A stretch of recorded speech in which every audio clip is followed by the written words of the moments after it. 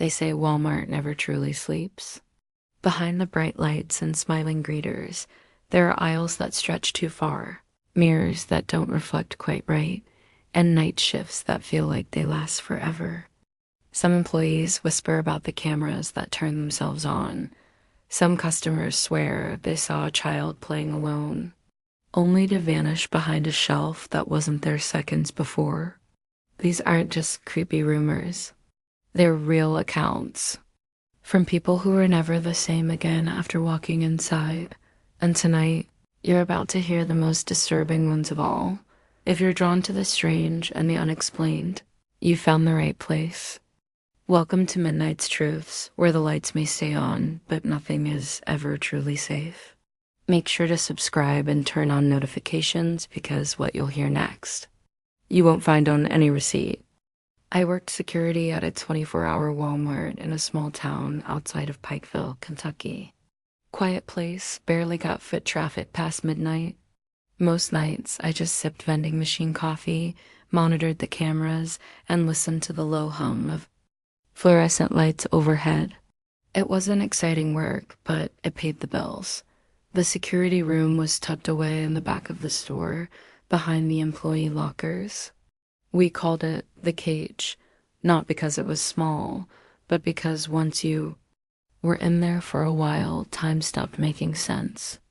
You stare at screens long enough, everything starts to feel off. There were 16 monitors, each connected to a different part of the store. They flicked between aisles, loading docks, employee exits, and parking lots. Cameras weren't great, low resolution, grayscale mostly. Still, they did the job. Or so I thought my third night on the job. As I was finishing up my second cup of coffee, I noticed something strange. Monitor 14, which was supposed to be disconnected due to renovations, started flickering. Just static at first, then a shaky low-res image. I leaned in, aisle 8, but that wasn't right. Aisle 8 had been removed a year ago, long before I started. That entire section had been knocked down and replaced with holiday clearance shelves. The floor plan had changed. That camera shouldn't have been connected to anything. I radioed my shift manager, an older guy named Roy, and asked him if there was a new feed installed. He didn't respond right away. Then, through the static, I heard him mutter, "Ignore." Camera 14 always has static, old wiring. I didn't push it. Just nodded to myself and tried to ignore it. But as the night went on, the image sharpened. Not completely, just enough to make things out. Shelves, a long aisle, fluorescent lights buzzing, and a figure dot. At first, I thought it was a trick of the static. Some after image or light distortion, but the shape remained. At the far end of the aisle, something stood motionless, too distant to make out any details. I watched for several minutes. Nothing moved. Just a shape. I forced myself to look away and check the other cameras. Parking lot empty, front entrance closed. Employees in the break room, normal. But when I looked back at camera 14, the figure was closer, still not fully visible, more like a silhouette, standing just past the halfway point of the aisle, shoulders squared, arms stiff at the side, no movement. No blur, just presence.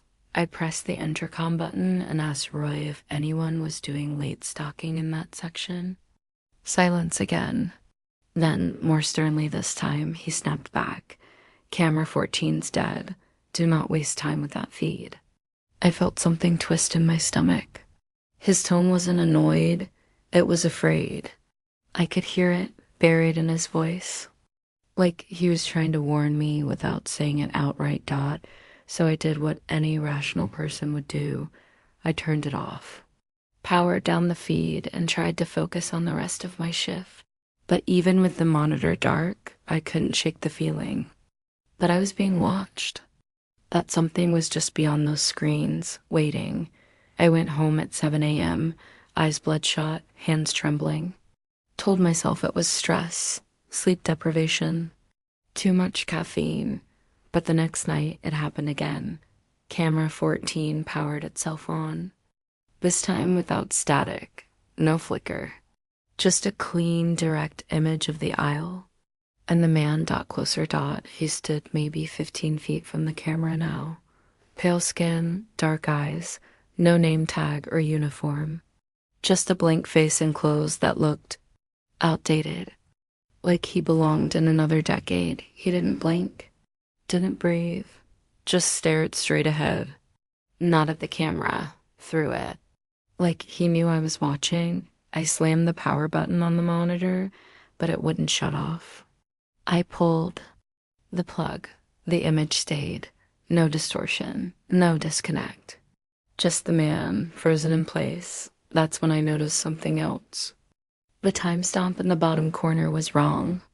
It didn't match real time like the other feeds. It was stuck, looping between 13 a.m. and 3:14 a.m. over and over, like a clock that refused to move forward. I backed out of the room and radioed Roy. Again, no response. I walked to the break room, empty. The store felt quieter than usual, like the air was too thick, the lights too dim. No announcements. No footsteps. Just the buzz of electricity dot. I checked aisle 8 myself dot. It wasn't there, just a short run of clearance racks and seasonal junk. No long aisle, no camera. Nothing resembling what I'd seen on the feed. And no man, but the moment I stepped into. The aisle space, my radio screamed with static. My ears rang. Lights above me flickered, then dimmed. For a second, everything went silent, like the entire store lost power.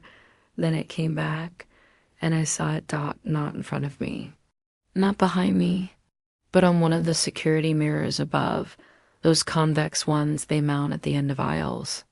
I saw a figure standing next to me in the reflection, still, unmoving, just a silhouette. I turned dot, no one there. I didn't finish my shift. I walked straight out, got in my car, and sat in the parking lot until sunrise. Roy didn't call. No one followed up. It was like nothing happened. The next evening, I came in prepared. Brought a small flash drive and plugged it into the surveillance system. I started recording camera 14 manually. If I was going crazy, I needed proof. Sure enough, right at 3:13 a.m., the feed kicked on. There he was. Closer than ever. I could see his mouth now, not smiling, not frowning, just slightly open, like he was whispering something. I turned on the mic feed. Nothing, just silence. I tried zooming in, enhancing. The image stayed grainy, but his eyes, they were wrong. Not just black, but voids, like staring into a tunnel with no end. I felt sick watching it. Like something was crawling inside my skull. I turned away, rubbed my eyes. When I looked back, the camera was filming the security room dot my room dot from behind me. I froze. My breath caught in my throat. The image was live. I could see myself sitting at the desk, hand on the mouse, and behind me. He stood. I didn't turn. I couldn't. I just stared at the screen, heart pounding, eyes wide. The man lifted a hand, slowly, deliberately, and pointed at the screen. At me, then everything went black. I woke up in the employee lounge, lying on the floor, head aching. Roy standing over me, eyes filled with something between concern and fury. He didn't ask what happened. He just said, "You should have listened." I never saw the footage again. The flash drive was corrupted. The feed for camera 14 was wiped. When I asked corporate, they said there was no camera 14, that their system only had 12 active feeds. I was told to take a few weeks off for stress-related reasons. I never went back. Sometimes, late at night, I think I see that flicker in the corner of my TV screen. A brief moment, static, shelves, then darkness. And I hear that whisper again. The one I never got on tape dot, it says my name, like it's waiting dot, watching dot still in that aisle that doesn't exist. This one comes from a recovered SD card mailed anonymously to a small podcast that covers unsolved disappearances. No name. No return address. Just a sticky note attached to the plastic bag. Don't try to find me. Just let them know the truth about what's inside Walmart. The footage begins like any other dumb internet video. Shaky handheld cam, a group of teenagers laughing, hyping up the camera, flashing peace signs, and sneaking through a backdoor entrance of a Walmart just after midnight. The voice behind the camera belongs to someone named Gabe.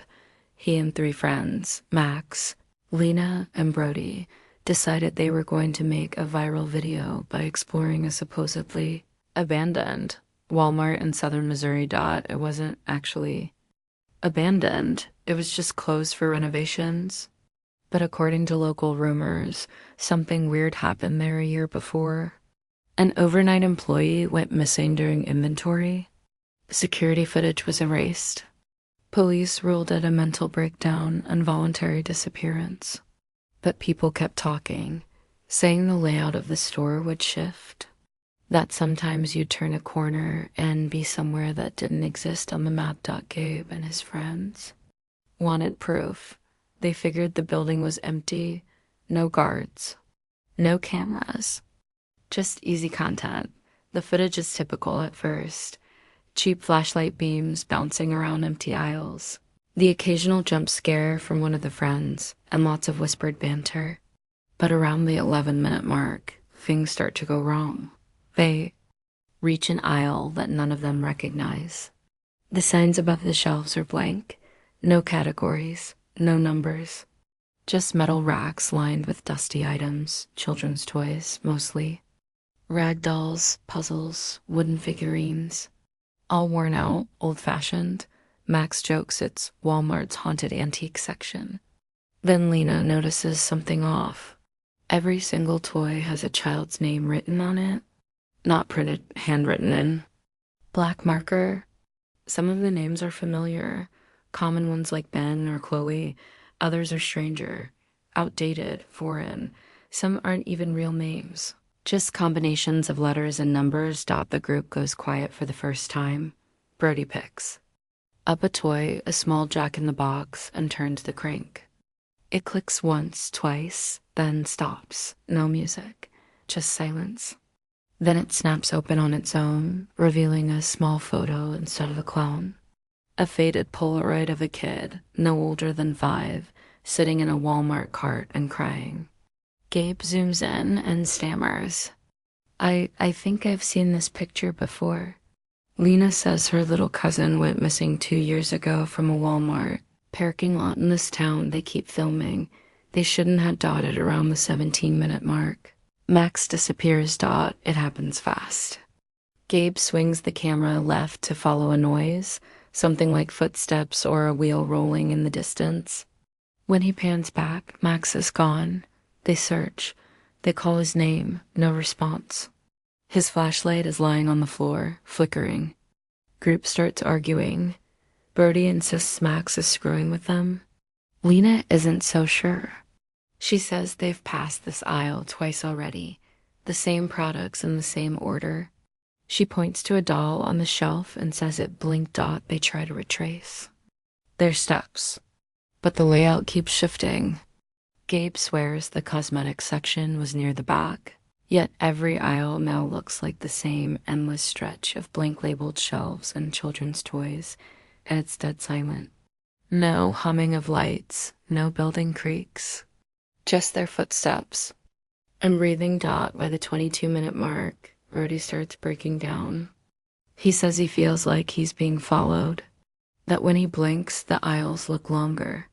Lena keeps looking behind her, says she hears wheels rolling on the tile like a cart being pushed. Gabe tries to keep everyone calm. Then they see the security mirror. At the end of one aisle, there's a large convex mirror. Gabe zooms in. In the reflection, all 3 of them are standing together. But there's a 4th figure standing just behind Brody, a tall, still silhouette. Brody turns. Nothing there. They run. No longer whispering, no longer joking. The footage goes wild, spinning, tilted, chaotic, but the audio picks up what Sounds like something following them, not footsteps, not breathing, just the low, wheel dragging sound. Lena screams and shouts that she saw Max, says he was at the end of the aisle, but he didn't look right. He didn't speak, just stared, mouth slightly open, arms hanging limply at his sides. When they reach the electronics section, things get worse. Every screen on the wall, televisions, monitors, tablets, lights up at once. They don't display security feeds or demo videos. They show footage of themselves. Not live, but from earlier in the store. Like the building itself is watching. Them playing back their movements. Gabe whispers, "We're not supposed to be here." At the 31-minute mark, Lena vanishes. 1 second she's talking, the next she's just gone. No sound, no scream, just gone. Her flashlight hits the floor, and the batteries roll in opposite directions. Gabe and Brody lose it. They split up. The camera stays with Gabe. He keeps filming, keeps talking to himself, whispering prayers, asking if anyone's watching. Around the 39-minute mark, the camera captures a figure at the far end of the aisle. It's Max, or at least something that looks like Max. He's grinning too wide.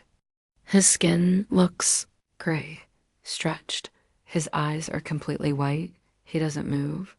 Gabe turns and runs. The layout now is completely wrong. He passes multiple copies of the same aisle. The toy aisle, the same one, again and again. He knocks over a display rack in panic, only to trip and fall and land face first into one of the Polaroid pictures. It's Lena. Crying, sitting in a shopping cart. Her name written on the back in Sharpie. Gabe loses it, starts screaming. He picks up a doll. It has Brody's name on it. Another has Max's. Then he finds one with his name. It's not just the names. The faces of the dolls start to resemble them. Same clothes, same hair. The shelves are full of them. The camera glitches. Flickers. Distorts. Then it cuts. The final 10 minutes of the footage are corrupted. Just static and faint, indecipherable audio. But if you listen closely, you can make out 3 voices, whispering, repeating the same thing over and over. Not an aisle. A trap. It feeds when no one looks. You shouldn't have found it. The SD card was reviewed by multiple investigators. The timestamps and metadata check out. GPS matches the Walmart's location. But the police claim the store's security system showed nothing unusual that night. They said no alarms were tripped, no motion sensors triggered, and here's the strangest part. All 4 of the teens were reported missing, but not on the same night. Max disappeared a month before the footage was taken. Lena had been gone for 6 months. Brody went missing 3 weeks after, only. Gabe's date matches the night of the footage. So either someone faked everything with incredible detail, or the Walmart they entered doesn't follow our rules. To this day, the building is still under renovation. That's what the sign says anyway, but people in that town, they don't go near it anymore. And the shelves, they're still full of names. This one comes from a woman named Krista, who submitted her account through a voicemail left for a local paranormal investigators hotline. The message was nearly 10 minutes long. Her voice trembled throughout, and at one point she stops to whisper, "I'm sorry, I'm just trying to tell someone before it finds me again." Krista had been working the returns counter at a 24-hour Walmart in a small Colorado town for nearly 6 years. The job wasn't glamorous, but it was stable, and she had built a rhythm around it, processing defective toasters, taking back half-empty shampoo bottles, even calming down the occasional angry customer trying to return clearly used diapers. But what started as routine slowly morphed into something else. It began with a doll. One early morning, 2:45 a.m. to be exact, a man walked up to the return desk. Middle-aged, tall, unshaven, wearing a flannel coat even though it was August. He placed a small porcelain-faced doll on the counter. The doll wore a faded red dress and had two tiny braids tied with blue ribbons. It wasn't a toy sold at Walmart, at least not any time recently. Krista remembered how the man never made eye contact. He just muttered, "It came back," and slid the doll toward her. When she asked if he had a receipt, he didn't answer. He turned and walked away before she could even ask what the issue was. The cameras, Krista later claimed, didn't pick up his face, just a blur, like motion smeared across the screen. Per policy, she placed the doll in the return bin. Since there was no barcode and no transaction history, she logged it manually and left it for management. The next day, the doll was back on the shelf. Krista didn't think much of it at first. Maybe a manager logged it back in by mistake. It was in aisle 16, the toy section, sitting upright, almost carefully placed among the other dolls, even though it clearly didn't match the product line. She pulled it off the shelf and brought it back to returns. She even stuck a note on it, "Not our merchandise, do not restock." The night after that, it was back on the shelf again. Same aisle, same position. But this time, Krista swore the doll's head was tilted. Just slightly. Like it was watching down the aisle. This went on for several days. She brought it back, and it returned. Even after she hid it behind the counter, it would reappear the next shift, perched among the dolls like it belonged there. One night, she tossed it in the compactor bin in the back. The next day, she found it sitting on her returns desk. Dusty, but otherwise unharmed. It was around this time that Krista began having dreams. In them, she stood alone in the store. No customers, no employees. Just her and the doll, always at the far end of an aisle, watching. In some dreams, it moved. In others, it whispered. But the words never made sense. Not until later, the incident that changed everything happened. 2 weeks after the initial return, Krista came into work to find a different manager on duty. Todd, someone new to the overnight shift. He greeted her awkwardly and mentioned he had processed an early return someone left before the shift change. Said it gave him the creeps, some old-ass doll with cracked eyes. Krista's blood ran cold. She asked him where it was. He blinked, confused. I put it in the bin, like always. They checked. The bin was empty. So was aisle 16. Krista spent the rest of the shift on edge. Every time she turned a corner, she felt eyes on her. The cameras would occasionally flicker, especially on monitor 9, the toy section, showing static for a second, then clearing. At one point, she claimed to have seen her own face on the screen, standing in aisle 16, even though she was in the office at the time. Later that shift, just before 5 a.m., a customer entered the store. A woman in her 40s, clearly distressed, holding something wrapped in an old towel. She placed it on the return counter and said, "I need to get rid of this, please." Krista slowly unwrapped the bundle. It was the same doll, only now its face had changed. Krista described the expression as uncomfortable. The mouth was slightly parted, the corners of the lips twitching up, like it was trying to smile but didn't understand how. One of the eyes was cracked, and there was dirt caked under its nails. Nails Krista didn't remember it having before. She asked the woman where she got it. The woman looked terrified. "I didn't buy it," she said. "I found it in my daughter's crib this morning. She doesn't have dolls." That was the last return Krista ever accepted. She tried to report the incidents to corporate, but was told to document and monitor. No one took her seriously. Her coworkers started joking about it, called it the haunted baby Karen. They even took selfies with it and posted them online. Krista begged them to stop. Something about it had changed. It felt aware. One of the associates, a 19-year-old kid named Eli, took it home as a prank.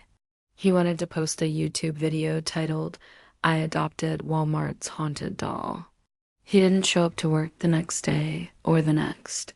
When police were sent to his apartment, they found the front door unlocked, lights off, and every mirror in the apartment shattered. The only thing out of place was a single item left on his bed, the doll. After that, Krista refused to touch it. She begged management to remove it from the store. Eventually, they relented and tossed it into the compactor. This time they watched it get crushed, flattened under thousands of pounds of pressure. Krista watched the footage herself. It happened. It was destroyed, but the next night, she found it again, sitting on the return counter. Pristine, no cracks, no dirt.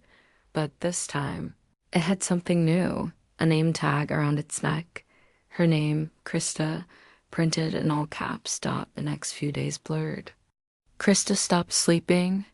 Every dream ended with the doll sitting on her chest, whispering gibberish. Her coworkers began avoiding her. The store lights flickered constantly, even during the day. At one point, she walked past a mirror in the employee restroom and saw the doll standing behind her. She didn't turn around. She didn't need to. Krista eventually quit, moved to a different state, changed her number. But before she left, she sent that voicemail.